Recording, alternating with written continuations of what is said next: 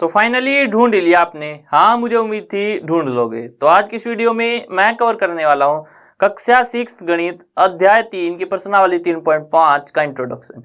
मेरा नाम है विजय, आप देख रहे हैं सीसीएल क्लास। तो चलिए शुरू करते हैं।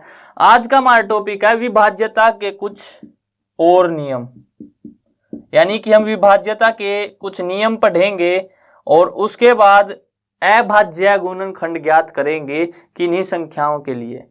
तो पहले विभाज्यता के कुछ नियम पढ़ लेते हैं। तो पहला नियम आता है हमारे पास कि यदि कोई संख्या, मान लेते हैं, उदाहरण से समझाता हूं, यदि कोई संख्या 12 से विभाजित है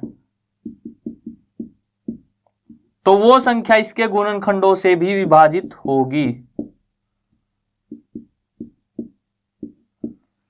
कैसे? देखो, मान लेते हैं 12 से विभाजित संख्या क्या है? 24।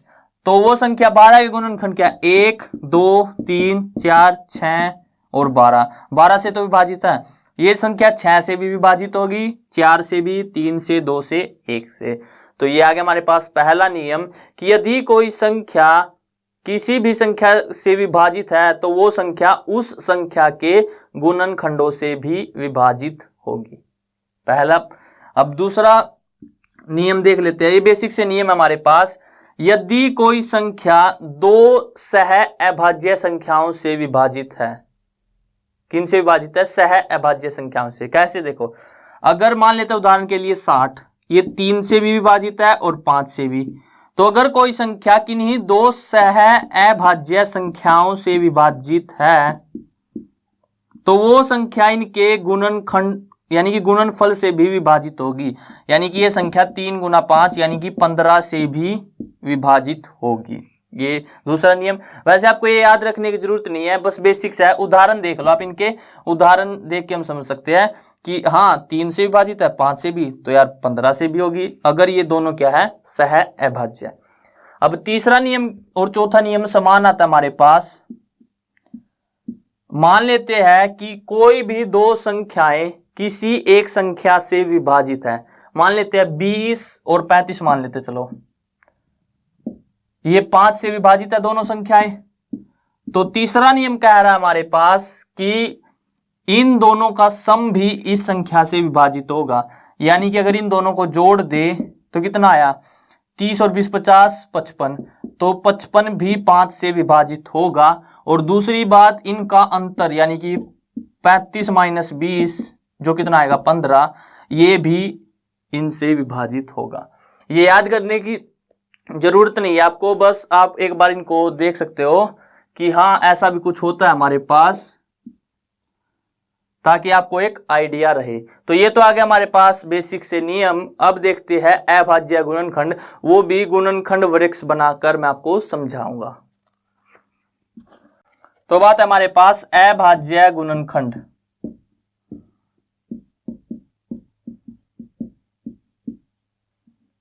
मान लेते हैं हमारे पास है 20।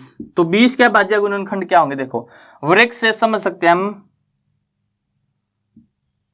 20 को क्या लिख सकते हैं? किन्हीं दो का प्रोडक्ट यानी कि दो का गुणन लिख लो आप, 4 और 5। 4 पंजे कितना होता है? 20। अब 4 को क्या लिख सकते हैं? 2 गुना 2। 5 को 5 गुना, 5 को कुछ नहीं लिख सकते, क्यों? क्योंकि 5 क्या अभाज्य संख्या है। तो यहां पे इसके अभाज्य गुणनखंड क्या आ गए? 2 गुना 2, आखिरी में जो बचा यहाँ पे 2 और 2, यहाँ पे 5। तो 2 गुना 2 गुना 5 क्या आ गए? इसके अभाज्य गुणनखंड। अब यहाँ पे आप एक भी गुना कर सकते हो, लेकिन एक कितनी बार गुना करोगे? जितनी बार कर लो, 1 गुना 1 गुना 1, एक ही आना है। तो यानी कि इसके अभाज्य गुणनखंड क्या है? 2 गुना 2 गुना 5, यानी कि 2, 2 और 5। अब अगर आप इन तीनों की गुना कर दो तो क्या आ जाएगा? 20।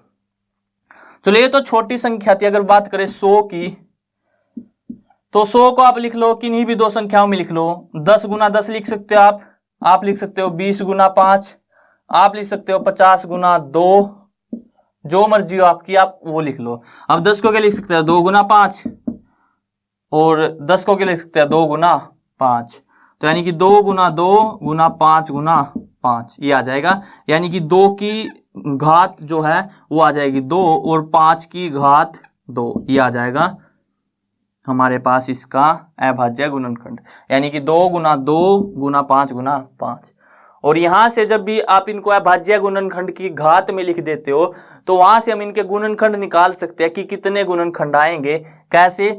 जो भी इसकी घात है उसमें एक जोड़ दो और यहाँ पे भी एक जोड़ दो और दोनों की गुना कर दो, यानी कि 2 जमा 1 यानी कि 3, और यहाँ पे भी घात क्या 2, तो 2 जमा 1 3, 3 3 9, तो जो 100 है उसके 9 गुणनखंड आएंगे हमारे पास, यानी कि जो 100 को विभाजित कर देंगे ऐसी 9 संख्याएं आएंगी। अब आप कहोगे सर आप निकाल के दिखा दो वो 9 संख्याएं कौन सी है, तो वो भी मैं बता सकता हूं आपको। कैसे? देखो यहाँ पे हम आपको गुणनखंड करने तो आते होंगे, बताया पहले वीडियोस में भी। 1 गुना 100, 2 गुना 50, 3 से भाग होगा नहीं, 4 गुना 25, 5 गुना 20, उसके बाद 10 गुना 10। अब देख लो आप कितने गुणनखंड आए, 1 2 3 4 5, 10 2 बार लिखना नहीं है, 5 यानी कि ये 6 7 8 9, कितने आए 9 गुणनखंड। तो यहाँ पे आप इनको जब अभाज्य गुणनखंड में लिखोगे तब हम इनको इनकी जो घात है उसमें एक जोड़ के और गुना कर सकते हैं। ये आपके टॉपिक में नहीं है लेकिन ये कॉम्पिटिटिव एग्जाम्स में आ जाता है, तो मैं आपको एक आधा फैक्ट बताते चलूंगा। तो आपके लिए तो बस यही लिखना है हमें 100 के अभाज्य गुणनखंड, तो वो क्या आ गए 2 गुना 2 गुना 5 गुना 5। अब देखते हैं उदाहरण दिया हुआ हमें पास कि 980 के अभाज्य गुणनखंड लिखिए। तो देखो 980 को आप जिस मर्जी चाहो तोड़ सकते हो।